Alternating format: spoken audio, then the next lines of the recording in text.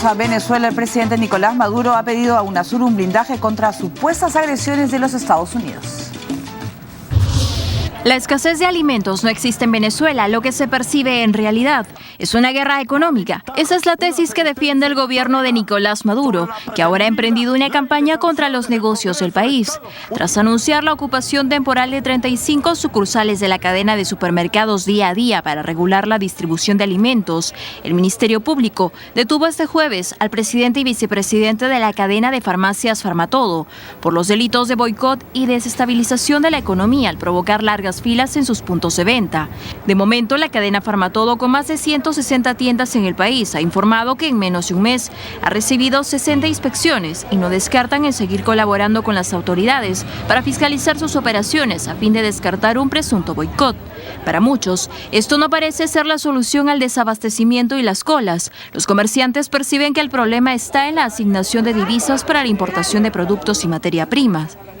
Pero esta teoría no es compartida por el régimen chavista, que continúa buscando culpables a la crisis económica y social dentro y fuera de sus fronteras. Ahora el presidente Nicolás Maduro ha solicitado a los organismos regionales, UNASUR y CELAT, establecer un escudo protector contra las llamadas agresiones de Estados Unidos e intervenir para construir una diplomacia de paz y entendimiento. UNASUR, como gran creación geopolítica de nuestro bloque suramericano, estamos seguros, seguirá acompañando a Venezuela con la misma solidaridad, con la misma claridad en el marco del derecho internacional, para que, así lo digo como jefe de Estado y jefe de gobierno de Venezuela, para que el gobierno del presidente Obama detenga las agresiones, las amenazas y estos pronunciamientos que van en vía contraria de unas relaciones de convivencia y de respeto. Quiero reiterar públicamente que la posición de UNASUR, que está en su carta constitutiva y ha sido refrendada en el Tratado de Cláusula Democrática, es absolutamente clara y contundente en señalar que cualquier intento de desestabilización que se produzca en una democracia o intento de desestabilizar un gobierno contará con el rechazo unánime de todos los países de UNASUR. El secretario de UNASUR, Ernesto Samper, garantizó que no aceptará ninguna acción desestabilizadora contra Venezuela. Esto en respuesta a las nuevas sanciones de Washington para impedir que funcionarios chavistas y sus familiares, vinculados a los delitos contra los derechos humanos, ingresen a suelo norteamericano.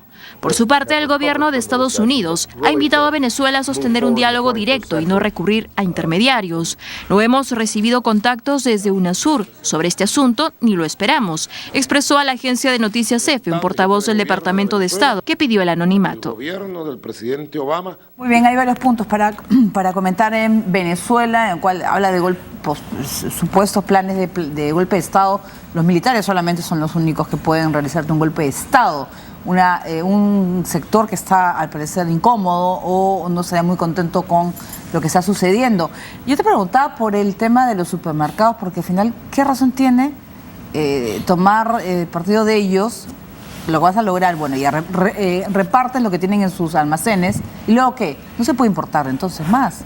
Pero además esto era previsible dado el tipo de política. Cuando tú fijas por decreto un precio muy por debajo de lo que podríamos llamar su nivel de equilibrio, o sea, en punto de encuentro entre oferta y demanda, lo que haces es o que bien producir ese bien no sea rentable, ese producto no sea rentable y por ende dejas de hacerlo, o siendo rentable lo has hecho tan poco atractivo que haya otras inversiones que rindan más y entonces usas tu dinero para invertir en eso o para, digamos, fugar capitales. El tema es que ya no tiene mucho sentido para ti como empresario invertir en algo cuyo precio es tan bajo, claro, porque ha sido fijado por decreto.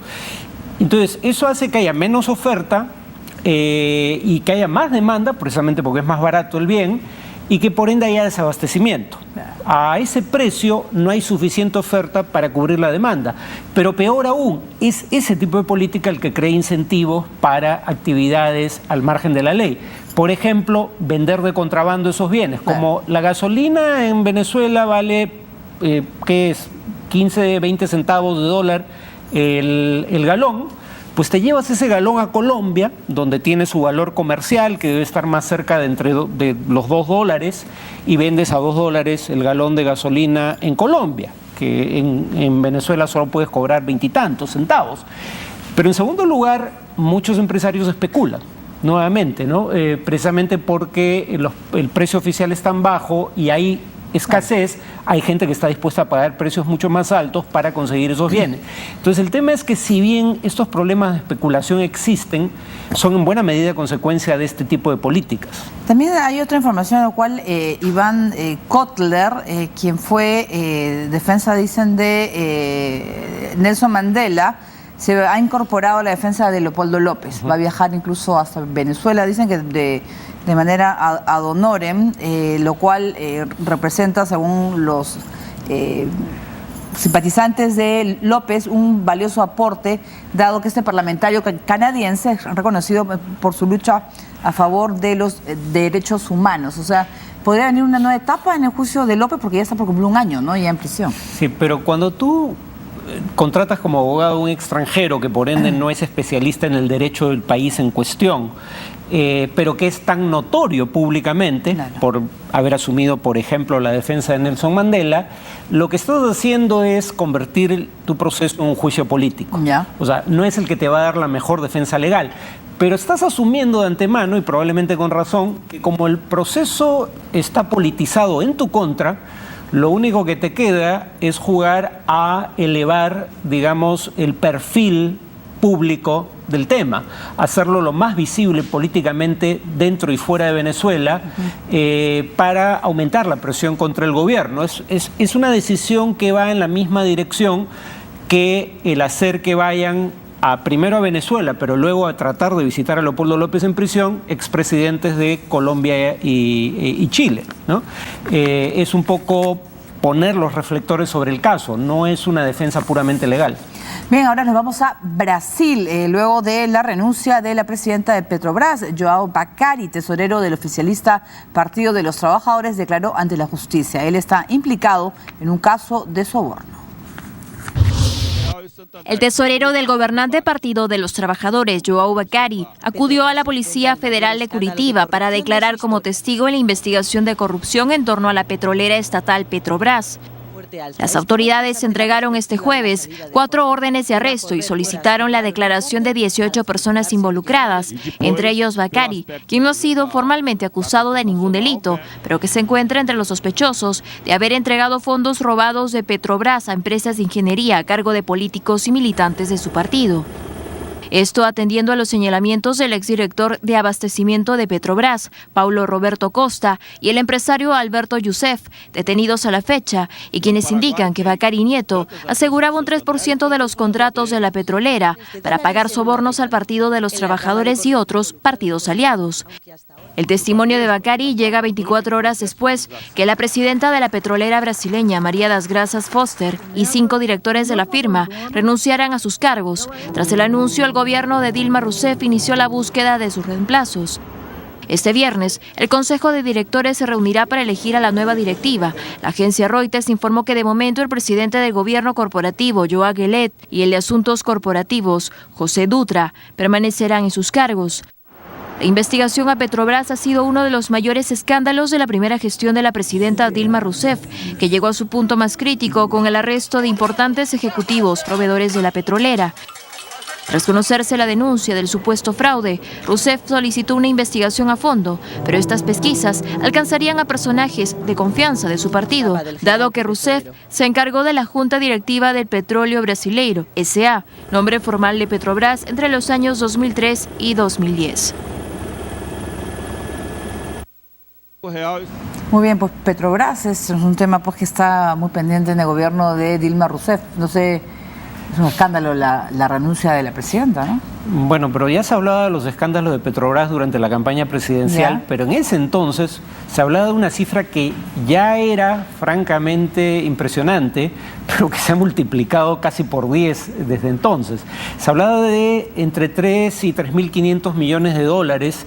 Ahora se está hablando de un forado que incluye corrupción, malas inversiones, problemas por la baja del precio del petróleo, pero por distintas razones un forado de 30.000 millones de dólares. O sea, por eso las acciones de Petrobras han colapsado y la empresa ha dejado de ser la empresa más grande de América Latina porque su valor de mercado se ha reducido a la mitad aproximadamente.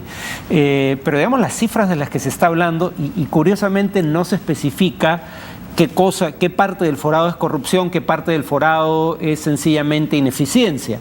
Pero 30.000 millones de dólares hay que ser muy malo manejando una empresa para tener ese tipo de problemas, ¿no? Y claro, acá no es un problema de ser bueno o malo, simplemente hay altos niveles de corrupción, pero a su vez la corrupción tiene una dimensión política, ¿no? Porque, digamos, no sé si esto iba a financiamiento de partidos, pero en el pasado, cuando los partidos no pueden recaudar de fuentes privadas el dinero suficiente para ser competitivos en campaña, lo obtienen por estas vías.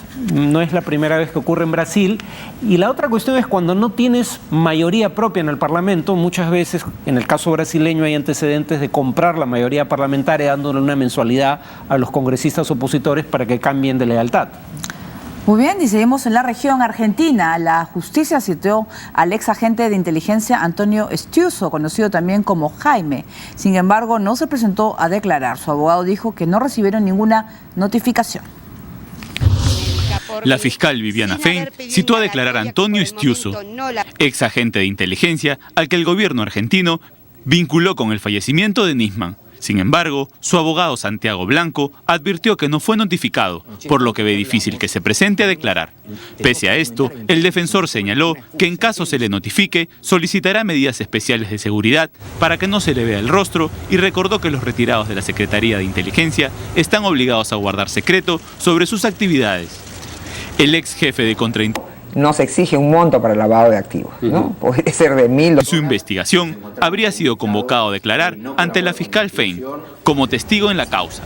Estiuso fue desplazado de la Secretaría de Inteligencia a finales del año pasado, en una purga que tras la muerte del fiscal Nisman terminó con la presidenta Cristina Fernández enviando al Senado un proyecto para reformar el sistema de inteligencia.